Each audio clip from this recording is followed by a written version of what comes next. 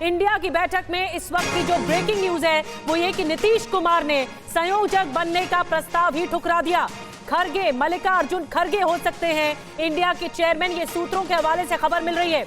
राहुल के नाम पर चर्चा हुई है, राहुल गांधी के नाम पर, और खरगे पर सहमति बनती हुई दिखाई दे रही है, ये सूत्रों के हवाले से खबर मिल रही है।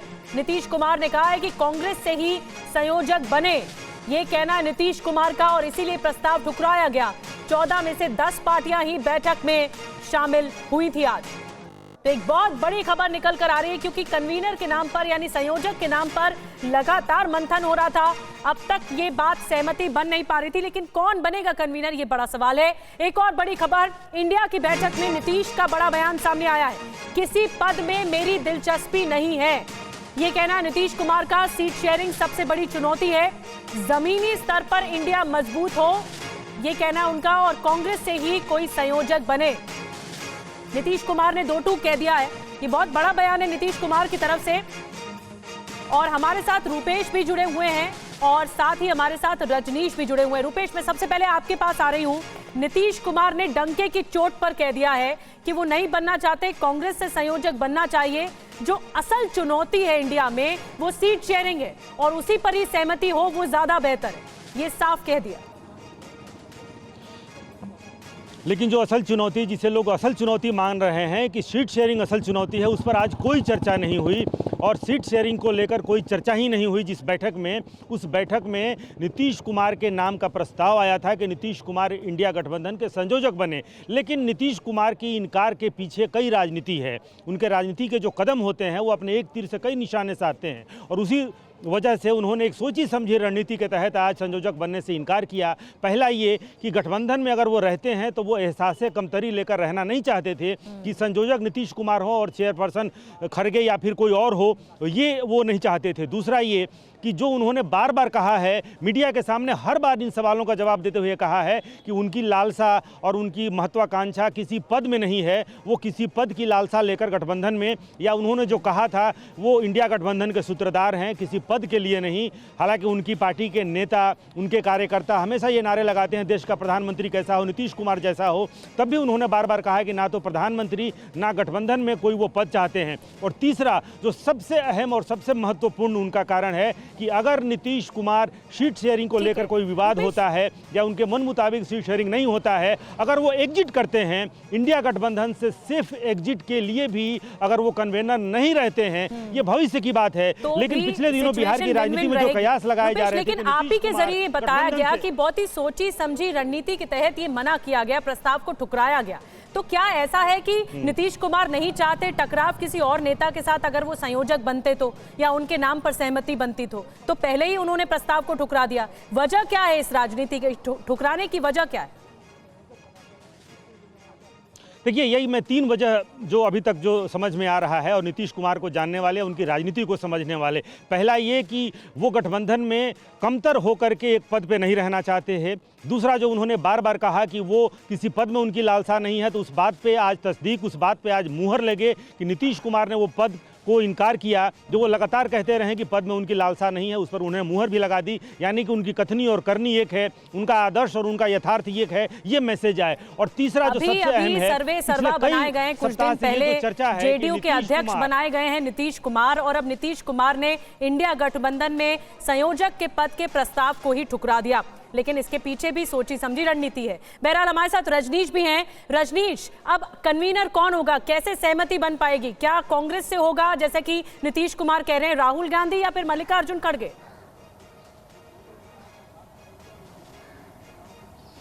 देखिए, बैठक में जब नीतीश कुमार के नाम का प्रस्ताव तमिलनाडु के मुख्यमंत्री एम.के. स्टालिन लेकर आए, नीतीश कुमार ने उस प्रस्ताव को खारिज कर दिया। रूपेश जी ने बहुत डिटेल में वो बताया है, लेकिन जानकारी यह है कि जब नीतीश कुमार ने इस प्रस्ताव को डिक्लाइन किया, तब किसी एक सदस्य ने ये कहा, जब नीतीश कुमार ने ये कहा कि कांग्रेस सबसे बड़ी पार्टी है और इस गठबंधन का नेतृत्व कांग्रेस को ही करना चाहिए, कांग्रेस आगे लेकर जाए और अध्यक्ष कांग्रेस का बने, तब राहुल गांधी के नाम पर चर्चा हुई। 1-2 सदस्यों ने इस पर बात किया, लेकिन आमतौर पर जो चूंकि 9 पार्टियों के नेता आज मौजूद थे, तो उनमें एक सहमति मल्लिकार्जुन खड़गे के नाम पर बनती हुई दिख रही थी। मल्लिकार्जुन खड़गे के नाम पर प्रस्ताव लाया गया और खड़गे साहब ने यह कहा कि चूंकि कई बड़े नेता आज की बैठक में शामिल नहीं है, ममता बनर्जी, उद्धव ठाकरे, अखिलेश यादव आज नहीं है, तो उनसे चर्चा की जाएगी और उसके बाद जो भी बातचीत होगी वो जानकारी अलायंस को दी जाएगी। तो कहीं ना कहीं ये समझ में आ रहा है कि नीतीश कुमार के डिक्लाइन करने के बाद अब कन्वेनर का पद इंपॉर्टेंट नहीं है इंडिया गठबंधन में। चेयरमैन, अध्यक्ष जो होगा वो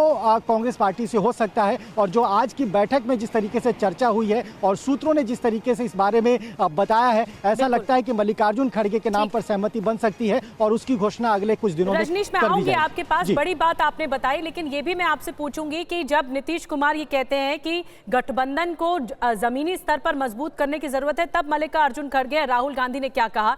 बहरहाल एक बड़ी खबर यह है कि राहुल गांधी ने भारत जोड़ो न्याय यात्रा का निमंत्रण दिया है, इन्विटेशन दिया है। इंडिया के सभी नेताओं को निमंत्रण दिया गया है। इंडिया की बैठक में विपक्षी नेताओं को ये न्योता दिया गया है कि इस न्याय यात्रा के साथ आप जुड़े। और इस बीच ये भी आपको बता दें कि बैठक में मौजूद जेडीयू नेता संजय झा ने क्या कहा है, आपको सुनवाते हैं। निर्णय नहीं हुआ है, इधर देखिएगा, जरूर संयोजक की बात और मुख्यमंत्री जी का था कि संयोजक की बात नहीं हुई है उनकी बात, लेकिन मुख्यमंत्री जी का था कि कांग्रेस को ही चेयरमैन बनना चाहिए। और कोई बात नहीं, मुख्यमंत्री जी शुरू से कहते रहे,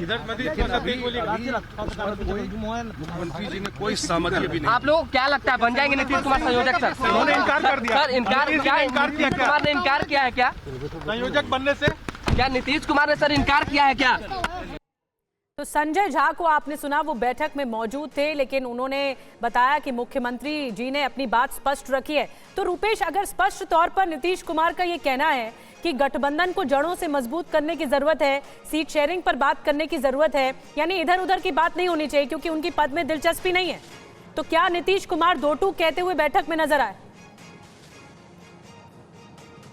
जी बिल्कुल, ये उनकी दो टूक है। और सीट शेयरिंग पर लगातार जेडीयू के, चाहे वो मंत्री हों, चाहे वो संजय झा खुद हों, या फिर विजेंद्र यादव हों, या फिर विजय चौधरी हों, लगातार अपनी मांग कि 17 सीटों पे कोई चर्चा नहीं होगी, क्योंकि इंडिया गठबंधन में वो 17 सीटों पर वो चुनाव लड़े थे, 16 उनके सिटिंग हैं और विलंब हो रहा है। ये तमाम नेताओं ने कहा है कि सीट शेयरिंग में विलंब हो रहा है और इससे इंडिया गठबंधन को नुकसान हो रहा है। ये विलंब की बात जेडीयू की तरफ से बार बार कही जाती रही है और जिस सीट शेयरिंग को लेकर इतना ईगरनेस जेडीयू दिखाती रही है, उस सीट शेयरिंग पे कोई चर्चा नहीं हुई है। और इसीलिए हम बार बार कह रहे हैं कि बिहार में सीट शेयरिंग का जो मामला है वो जबरदस्त रूप से फंसा हुआ है। लेफ्ट की अपनी मांगे हैं, आरजेडी और जेडीयू दोनों 17-17 सीटों पे लड़ना चाहते हैं, लेकिन आने वाले दिनों में इस बात की भी चर्चा जरूर बीजेपी की तरफ से हो या फिर सियासी गलियारे में हो कि नीतीश कुमार के इनकार के क्या मायने ये भी हैं कि नीतीश कुमार इंडिया गठबंधन से भविष्य में एक सेफ एग्जिट की राह बना रहे हैं कि अगर वो कन्वेनर रहते तो इंडिया गठबंधन से बाहर अगर निकलने की नौबत आती है या नीतीश कुमार इस तरह के कोई कड़े फैसले लेते हैं तो कन्वेनर रहते हुए इंडिया गठबंधन से एग्जिट की राह आसान नहीं होती। लिहाजा क्या कई राहें खोलती हुई, कई दिशा खोलती हुई दिखाई दे रही है, तो क्या एग्जिट लेने का प्लान है इस डिसीजन से नीतीश कुमार का? बहरहाल ये लगातार एनालिसिस चल रहा है, लेकिन आज की बड़ी बैठक में यह हुआ कि उन्होंने प्रस्ताव को ठुकरा दिया। गुजरात के सूरत की एक कंपनी में हंगामा बरपा है। साप्ताहिक अवकाश को लेकर कर्मचारी प्रदर्शन पर उतारू हैं। पुलिस की गाड़ियों पर पथराव तक किया गया है। भीड़ को नियंत्रित करने के लिए बल का प्रयोग किया गया। पुलिस की ओर से 25 कर्मचारियों को हिरासत में भी लिया गया है।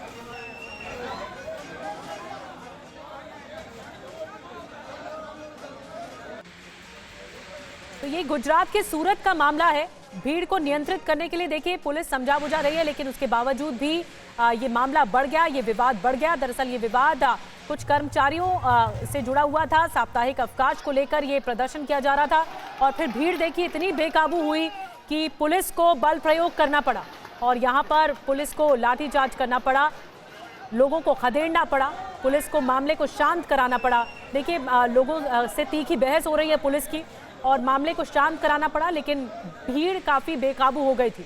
25 कर्मचारियों को इस मामले में हिरासत में लिया गया है।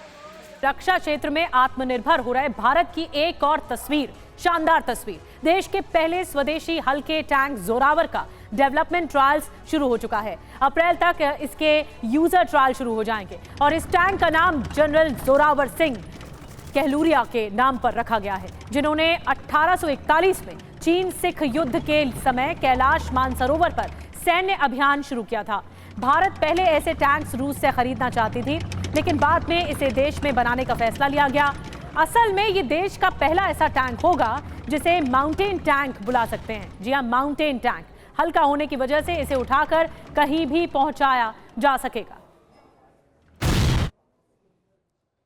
और डीआरडीओ को उम्मीद ये भी है कि इसे भारतीय सेना को अप्रैल तक सौंपा जा सकता है। अपने नए इंजन के साथ लाइट टैंक को बनाने का काम भी शुरू हो गया है। टैंक को 100 किलोमीटर से ज्यादा दूरी तक ले जाया गया है और इस लाइट टैंक को पहले रेगिस्तान और ऊंचाई वाले स्थानों पर परीक्षण के लिए ले जाया जाएगा। और आपको बता दें कि देश के पहले स्वदेशी लाइट टैंक जोरावर के बारे में आपको और ज्यादा जानकारी देते हैं। जो इसका डिजाइन है वो डीआरडीओ निर्माण LNT के जरिए किया जा रहा है और वजन 25 टन है। इंजन जो इसका बनाया गया है वो डीजल इंजन है और क्रू मेंबर्स इसमें 3 आ सकेंगे। इस टैंक में ऑटोमेटिक लोडर और रिमोट वेपन स्टेशन होगा, जिसमें 12.7 mm की हेवी मशीन गन लगाई गई है। ट्रायल्स पूरा होने के बाद इसे पूरी तरह से सेना को सौंपा जाएगा। और आपको बताते हैं कि जोरावर लाइट वेट टैंक भारतीय सेना की ताकत को और बढ़ा सकेगा। खासियतें बताते हैं, दुश्मनों के छक्के छुड़ा सकेगा। इस टैंक को ऊंची पहाड़ियों से लेकर आइसलैंड तक में तैनात किया जा सकता है। ये टैंक हमलों के समय खुद को बचाने और हमला करने में ज्यादा सक्षम है। अब खासियत क्या है ये भी जान लीजिए। कम वजन के चलते ट्रांसपोर्टेशन आसान है, कहीं भी पहुंचाया जा सकता है। पहाड़ी इलाकों में तैनाती में आसानी हो सकेगी क्योंकि पोर्टेबल है, कम वजन है, ज्यादा सटीक फायर पावर है इसमें। अब तैनाती कहाँ कहाँ होगी ये भी देख लीजिए। लद्दाख में चीन सीमा के पास इसकी तैनाती होगी।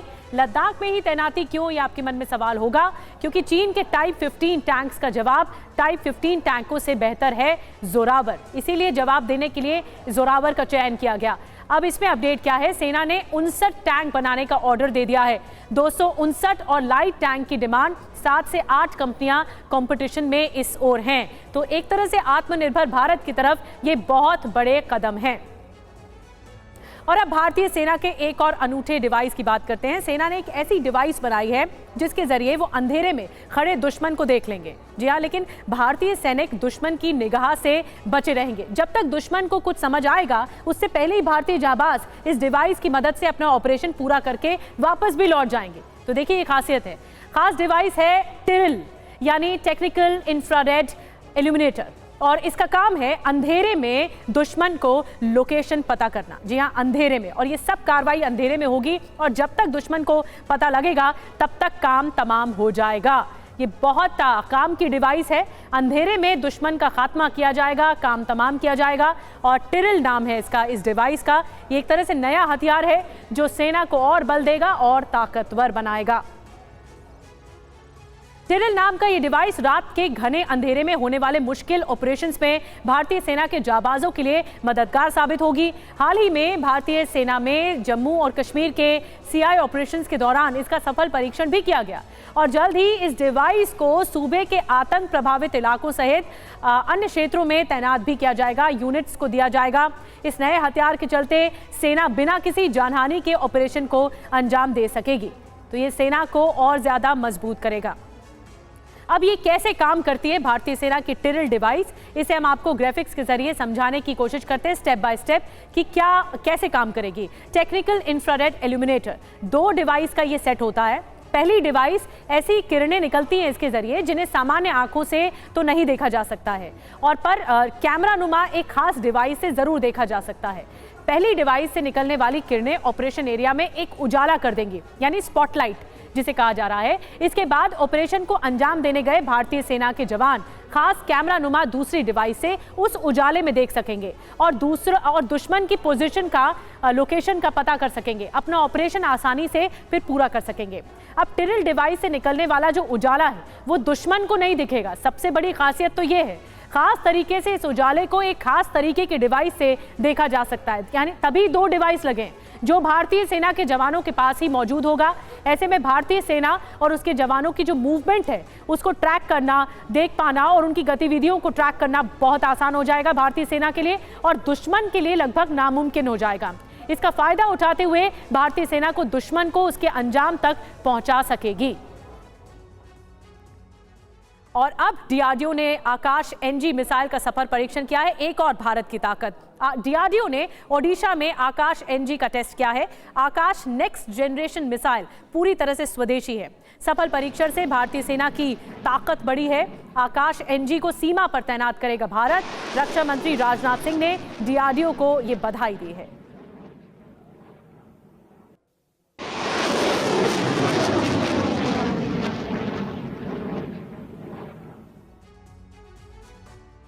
और आकाश एनजी का सफल टेस्ट हुआ है तो आपको ये पता होना चाहिए कि किस तरह से दुश्मन का दम निकल जाएगा इसके जरिए। विशेषता क्या है? स्वदेशी एडवांस मिसाइल सिस्टम है। दरअसल ये हवाई हमलों को रोकने में सक्षम है।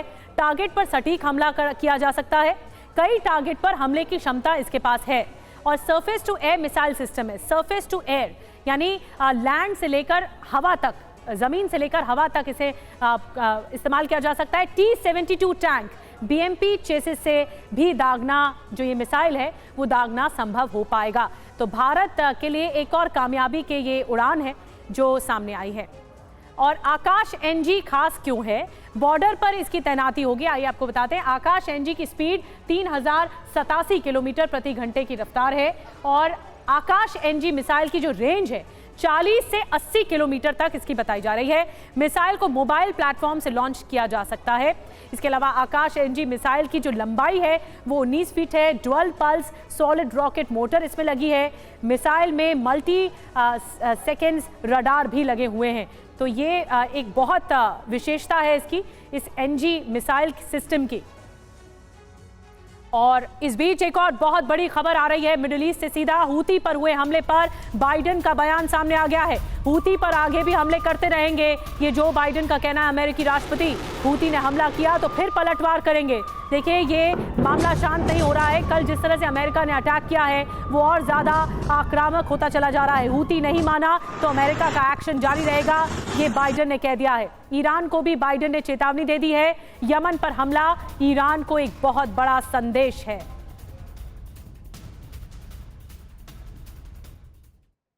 और यमन पर हुए हमले पर यूएस मिलिट्री का बयान भी सामने आया है। यमन में 30 ठिकानों पर हमले किए गए हैं।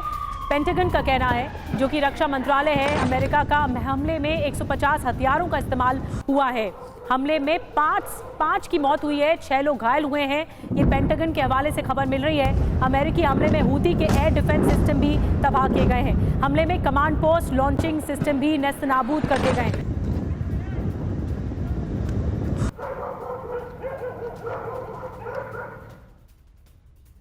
और अब आपको बताते हैं कि बाइडेन ने खरी खरी सुनाई है। अब हूती क्या करेगा? हूती क्या करेगा ये बड़ा सवाल है।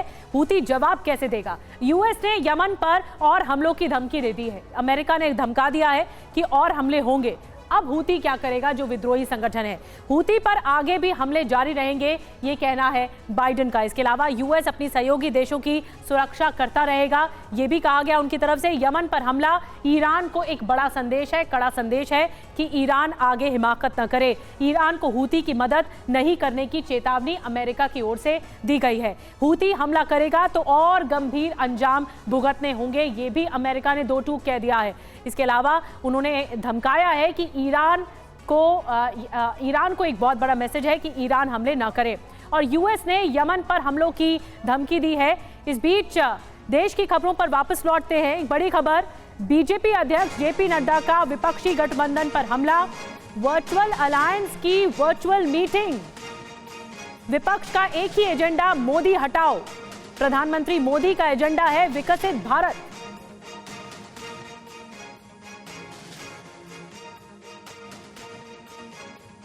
मैं कुछ न्यूज़ सुन रहा था तो न्यूज़ सुनने में सुना कि अभी वो एक इंडी अलायंस है ना, इंडी अलायंस सुना है ना नाम, तो उसकी मीटिंग चल रही है। मैंने कहा कहाँ मीटिंग चल रही है? मैं फोटो वोटो देखने लगा, बोला नहीं ये वर्चुअल मीटिंग हो रही है।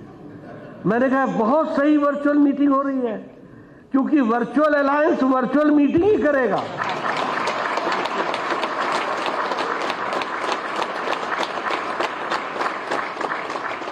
ये तो वर्चुअल अलायंस है, तो ये वर्चुअल मीटिंग करेगा, रस्म अदायगी करेगा। और क्या करेगा, और इससे ज्यादा ये क्या कर सकते हैं। और मैं कहता हूं ये इंडिया अलायंस के दो ही एजेंडा है। वैसे एक एजेंडा है परिवार बचाओ और दूसरा एजेंडा है प्रॉपर्टी बचाओ। चलिए अब रुक करते हैं अयोध्या का, जहां रामलला के प्राण प्रतिष्ठा की तैयारियां जोरों शोरों से चल रही हैं। अयोध्या को सजाया और संवारा जा रहा है। सीधे रुक करेंगे सुरभि शर्मा का, जो इस वक्त अयोध्या से हमारे साथ जुड़ रही हैं। सुरभि, ओवर टू यू, क्या क्या तैयारियां चल रही हैं, बताइए। बिल्कुल, और प्राण प्रतिष्ठा की तारीख जिस तरीके से नज़दीक आ रही है, अयोध्या में रहते हुए, अयोध्या वासियों के बीच रहते हुए इन तैयारियों को देखना और समझना बहुत ज़रूरी हो जाता है। राम की पेड़ी पर मैं मौजूद हूँ, जहाँ TV9 भारतवर्ष का ये भव्य मंच भी सज चुका है और यहाँ पर अयोध्या में जिस तरीके से खास तैयारियाँ की जा रही हैं उसकी एक एक तस्वीर तो हम आपको दिखाएंगे, लेकिन सबसे ज़्यादा उत्साह अयोध्या वासियों के साथ साथ तो कुछ आर्टिस्ट में नज़र आ रहा है। एक खास तस्वीर मैं यहाँ पर आपको दिखाना चाहती हूँ, जहाँ देखिए किस तरीके से राम मंदिर को रंगोली के जरिए ये आर्टिस्ट एक विशेष रूप से सजाने की कोशिश कर रहे हैं। और उसी के साथ ही तमाम बड़ी खबरें हमारे पास है, जहां हमने देखा कि किस तरीके से वर्ल्ड रिकॉर्ड बनाए जा रहे हैं। अयोध्या में सरयू किनारे भव्य महायज्ञ की तैयारी संत कर रहे हैं, इसको लेकर भी आज हमारे पास खबर है। और साथ ही हमने देखा कि अयोध्या को जिस तरीके से सजाया संवारा जा रहा है, उसमें रामलीला की प्राण प्रतिष्ठा के पहले ही साकेत महाविद्यालय में आज से भव्य दीप उत्सव का भी आयोजन किया जाएगा। 14 लाख दीपक जलाकर कैसे ये वर्ल्ड रिकॉर्ड बनेगा, इसकी एक रिपोर्ट हमारे सहयोगी अभिजीत ने भेजी है और अभिजीत इस वक्त मेरे साथ भी है। मैं चाहूंगी उनकी ये रिपोर्ट भी आप साथ साथ देखें और उस रिपोर्ट के दिखाने के साथ साथ आपको ये भी अभिजीत बताएंगे कि आखिर 14 लाख दियों के साथ क्या वर्ल्ड रिकॉर्ड बनने जा रहा है। अभिजीत जी बिल्कुल, 5 दिनों से ये तैयारी जो है अयोध्या में चल रही थी। अयोध्या में महोत्सव के साथ साथ कीर्तिमान स्थापित करने का सिलसिला जो है वो लगातार जारी है और उसी क्रम में 14 लाख दियों से एक कलाकृति उकेरी गई है मोज़ाइक आर्ट के जरिए, जो कि अयोध्या में प्रदर्शित की जाएगी। आज शाम को उसकी शुरुआत हो जाएगी, दीपोत्सव मनाया जाएगा और उसमें 14 लाख दियों से भगवान श्री राम की जो खूबसूरत कलाकृति है वो तो है ही, उसमें राम मंदिर को भी दर्शाया गया है। उसके साथ जय श्री राम का नारा और दोनों तरफ जो मुख्य कलाकृति है उसके दोनों तरफ, एक तरफ प्रधानमंत्री नरेंद्र मोदी की तस्वीर उसमें उकेरी गई है, दूसरी तरफ मुख्यमंत्री योगी आदित्यनाथ भी है, क्योंकि लोग यहाँ पे जो भी आस्थावान लोग आते हैं, राम भक्त आते हैं, उनका कहना है कि इसमें योगदान एक बहुत बड़ा प्रधानमंत्री और मुख्यमंत्री का भी वो मानते हैं कि आज ये समय। लेकिन इस बीच लोग जिस तरीके से इस पावन पर्व को 22 जनवरी की तारीख को देखते हुए लगातार इस वक्त अभ्यास कर रहे हैं, उसकी तस्वीर दिखा देती हूँ। ये देखिए राम की पेड़ी पर ही कुछ आपको परफॉर्मर्स नजर आ रहे हैं जो बड़ी देर से रिहर्सल्स कर रहे हैं। इसके साथ ही आपको इस बीच ये भी बता दूं कि सरयू किनारे महायज्ञ की भी तैयारी संत कर रहे हैं, उसको लेकर भी एक खास रिपोर्ट हमारे सहयोगी ने हमें भेजी है, जिन्होंने 2015 में 10 साल के अंदर राम मंदिर बनने का भविष्यवाणी करते हुए दावा किया था। और सरयू तट पर किए जाने वाले महायज्ञ की तैयारी जिस तरीके से आजकल आकर्षण का केंद्र बनी हुई है। अभिजीत, मैं चाहूंगी आप मेरे साथ आए, क्योंकि लगातार ये एक और रिपोर्ट आपकी हमने देखी है, जहां पर आपको बता दें बांस और फूल का इस्तेमाल करते हुए 1008 यज्ञशालाएं बनाई जा रही हैं। सबसे मुख्य यज्ञशाला को 11 मंजिला बनाया गया है। रामलला की प्राण प्रतिष्ठा कार्यक्रम के दौरान ही ये पूरा यज्ञ चलता रहेगा और 21,000 लोग एक साथ मंत्र जाप करते हुए जो आहुति देंगे। ये एक बड़ा सवाल हमारे जहन में अभिजीत उस वक्त भी आया था कि 21,000 लोगों की मौजूदगी अयोध्या में और ये एक और वर्ल्ड रिकॉर्ड बनाने की जो कोशिश की जा रही है, ये क्या खास है? जी, जो मुख्य आयोजक हैं इसके नेपाली बाबा, नेपाल में वो रहते हैं, उनका कहना है कि 21,000 लोग तो सिर्फ नेपाल से आएंगे। कुल जो अनुष्ठान में लोग जुटेंगे वो 50,000 की संख्या भी बढ़ सकती है और तमाम लोगों के रहने का इंतजाम पूरे एक हफ्ते तक यज्ञशाला में ही परिसर में किया गया है, जो कि अयोध्या से बाहर के क्षेत्र में है। चूंकि अयोध्या में रिस्ट्रिक्शंस होंगी, लोग नहीं आ सकते, इसलिए वहाँ होंगे। और उनका कहना है कि इतने अनुशासित उनके शिष्य रहेंगे कि 22 तारीख तक वो अयोध्या में प्रवेश नहीं करेंगे, रामलला के दर्शन 22 तारीख तक नहीं करेंगे। 22 तारीख को जब तमाम कार्यक्रम हो जाएंगे उसके बाद ही वो रामलला के दर्शन के लिए अयोध्या पहुंचेंगे। तो इस तरह की भी एक विशेष व्यवस्था की गई, क्योंकि सरकार की सबसे बड़ी चिंता थी कि इतनी बड़ी संख्या में अगर लोग अयोध्या में पहुंच गए तो फिर भीड़ को, क्राउड को मैनेज कैसे किया बिल्कुल, और उस लिहाज से, सुरक्षा के लिहाज से क्या इंतजाम किए जा रहे हैं उसकी भी कुछ और रिपोर्ट्स हैं। लेकिन यहाँ देखिए किस तरीके से अलग अलग जगहों पर रिहर्सल्स और खास परफॉर्मेंसेज यहाँ पर दी जा रही हैं। उसमें से एक और खास तस्वीर मैं आपको दिखाना चाहूंगी, जहाँ क्यूबिकल्स के जरिए ये देखिए ये आर्टिस्ट इस वक्त हमारे साथ है। निशांत, आप अगर आगे से ये तस्वीर दिखाएं, क्योंकि कल हमने देखा था श्री राम की मूर्ति को उकेरा गया था इन क्यूबिकल्स के जरिए। आज बजरंग बली की मूर्ति को ये आर्टिस्ट जिस तरीके से बनाने की कोशिश कर रहे हैं, वो खास तस्वीर भी अब आपके सामने TV9 भारतवर्ष पर थोड़ी देर में रखेंगे, क्योंकि ये बच्चे हैं, कुछ आर्टिस्ट हैं और ये इतनी देर से मैं देख रही हूँ कि ये प्रयास कर रहे हैं कि खास अपने इसी आर्टिस्टिक कला को उकेरते हुए क्यूबिकल्स के जरिए एक ऐसी विशेष तौर पर ये मूर्ति बनाने की कोशिश करेंगे जिसमें हमें बजरंग बली का रूप नजर आता हुआ दिखेगा। तो ये कहाँ से हैं आप लोग कहाँ से आए हैं? लखनऊ से। लखनऊ से। लखनऊ से।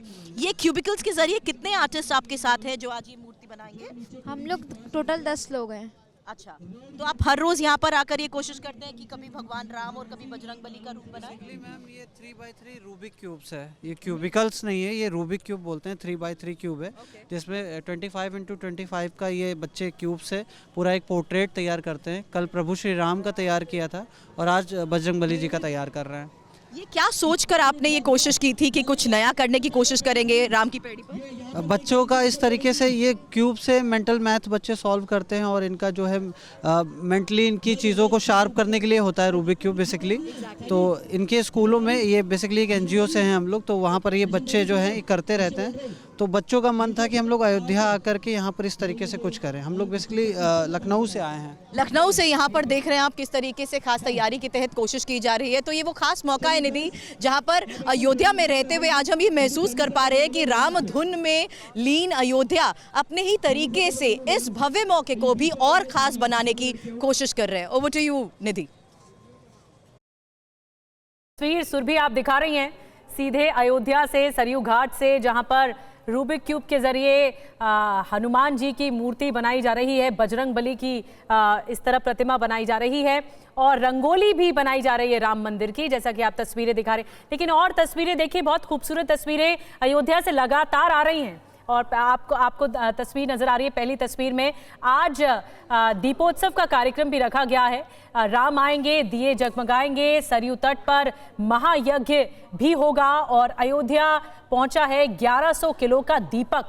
ये देखिए तस्वीर कितनी खूबसूरत है दीपक की, 1100 किलो का है और घर में राम मंदिर बनाया गया है एक शख्स की तरफ से। ये देखिए आस्था लोगों की कितनी उमड़ रही है और अपने घर में ही राम मंदिर का स्वरूप बनाया गया है।